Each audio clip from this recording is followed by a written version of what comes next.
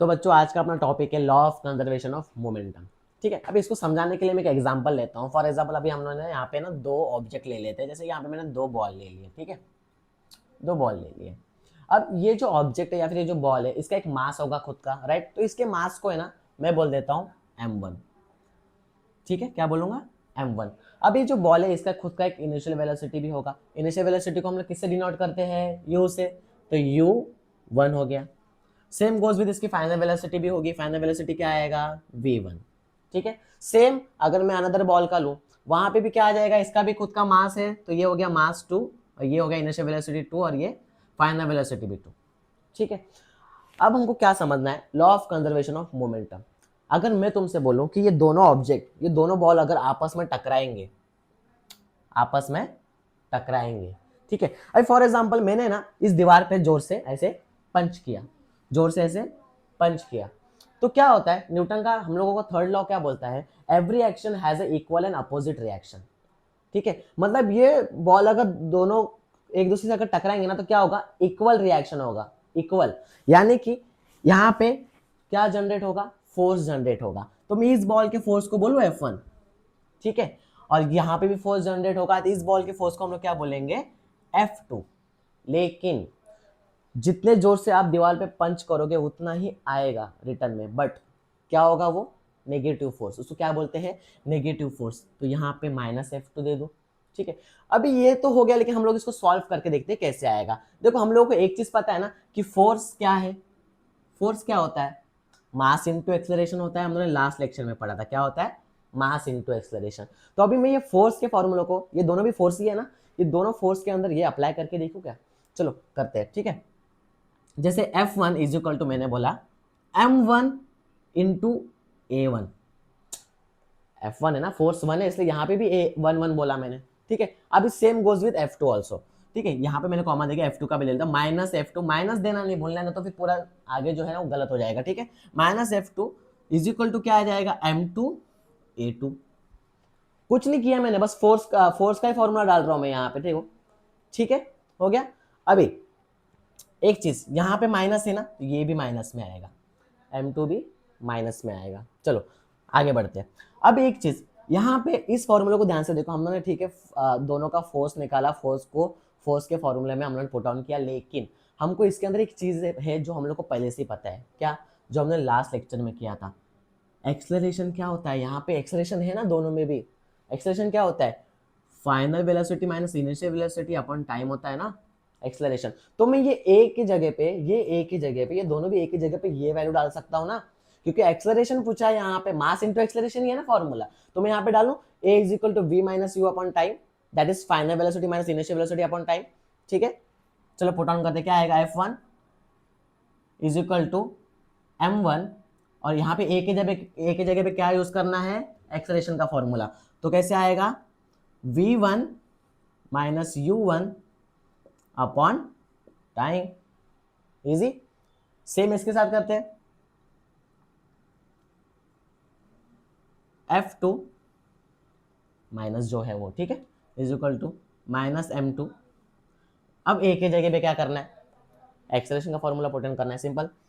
तो क्या हो जाएगा, ये v2 u2 अपॉन टाइम। यहां तक समझा भाई, कुछ भी ऐसा हार्ड चीज तो की नहीं है मैंने, बस वो नॉर्मल अपना जो है वो चल रहा है। फोर्स का फॉर्मूला ले लिया, एक्सेलरेशन को पुट ऑन किया, जो हमको मालूम था वो डाला, खत्म। अभी एक चीज देखो आगे कैसे करना है। यहाँ पे क्या कॉमन दिख रहा है अपन को, F1 और F2 कॉमन है क्या, नहीं कॉमन है। M1 M2 ये तो अलग अलग हो गया, V1 यहाँ पे तो V2 है, ये भी अलग है। क्या कॉमन है, सेम क्या है, टाइम। टाइम को कैंसिल कर देते, बस यही करना था। अब क्या करेंगे, इसको एज इट इज नीचे लेंगे। ठीक है, एज इट इज नीचे लेते हैं, F1 is equal to m1, जो bracket v1 minus v1, okay, नीचे bracket minus F2 equal to minus m2 v square minus 2, जो भी है, अपॉन, अपॉन देने की जरूरत नहीं है, ओके गॉट इट।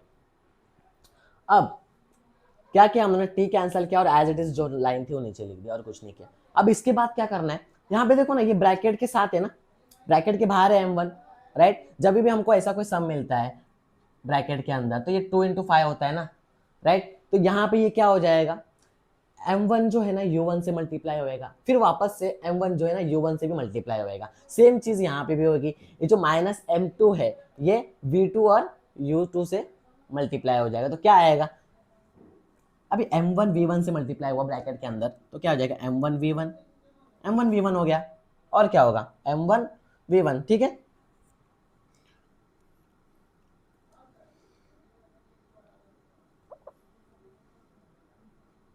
माइनस अब क्या हो जाएगा m1 और u1, m1 u1, ठीक है, इज इक्वल टू वापस से अभी ये क्या है m2 है ना, minus M two multiply by V two क्या हो जाएगा, अच्छा माइनस माइनस क्या हो जाएगा, अरे माइनस माइनस प्लस हो जाएगा, समझ में आ गया, माइनस माइनस क्या हो जाएगा प्लस हो जाएगा, तो यहाँ पे प्लस आएगा। कैसे करोगे तुम लोग, m2 v2, m2 v2 हो गया ना, m2 मल्टीप्लाई बाई v2, अभी m2 को वापस से u2 से भी मल्टीप्लाई करना है, प्लस प्लस आएगा, माइनस माइनस प्लस हो गया, गॉट इट, ठीक है। तो यहाँ पे क्या आ जाएगा m2 u2, खत्म, खत्म नहीं, अभी भी थोड़ा से 2 स्टेप्स बचे, कुछ और कुछ नहीं है, ठीक है। ये इतना समझ में आ गया, ठीक है, बहुत इजी है, यहाँ तक समझ में आ गया एकदम परफेक्टली। अभी क्या करना है हम लोगों को, ध्यान से देखो, कॉमन निकालना है। क्या निकालना है, कॉमन। कॉमन मतलब क्या, जो सेम सेम है। सेम सेम क्या है इधर, ये वाली इसको देखो, बस इस स्टेप को देखो क्या किया अपन ने। यहाँ पे m1 है, सॉरी v1 है, अच्छा मेरे को बता v और कहाँ पर है, यहाँ पे v है ना, तो इन दोनों को साथ में लिख सकता हूँ मैं, ये उसके बाद ये u को भी साथ में लिख सकता हूँ। तो मैं ऐसे कर सकता हूँ इसको कि m1 v1 m1 v1 minus क्या आ जाएगा m2 v2, बराबर ना, v को कॉमन निकाला है और कुछ नहीं। अब क्या u और u को लेते हैं, ठीक है, इज इक्वल टू क्या आ जाएगा m1 u1 plus m2 u2। और एक चीज, पहले 1 का लिया ना तो 1 का ही लेना है, 2 का नहीं लेना, उल्टा नहीं करना है, इसको यहाँ लिख देता हूँ, इसको यहाँ नहीं, ठीक है, ये हुआ। अब इसको है ना, ये उल्टा है अभी भी, इसको सीधा करना है। जैसे सीधा करोगे ना, अपना फाइनल हम लोगों को इक्वेशन मिल जाएगा। क्या, ये जो है ना, इसको यहाँ करो, इसको वहाँ भेज दो, क्या आ जाएगा m1 u1 plus m2 u2 is equal to m1 v1 plus m2 v2, ये हो गया, खत्म। अब हमको ये क्या बोल रहा है, ये u क्या है, u क्या है, u है इनिशियल वेलोसिटी, और ये v क्या है, v क्या है, ये फाइनल वेलोसिटी। ये हमसे क्या कह रहा है, इसका बोलने का मतलब क्या है कि इनिशियल वेलोसिटी जो है ना वो इक्वल है किससे, फाइनल वेलोसिटी से। That is our law of conservation of momentum, यानी कि ये जो f1 था ये इक्वल था माइनस f2 से। बस हम लोगों ने इसी चीज को प्रूफ किया, और क्या हो गया।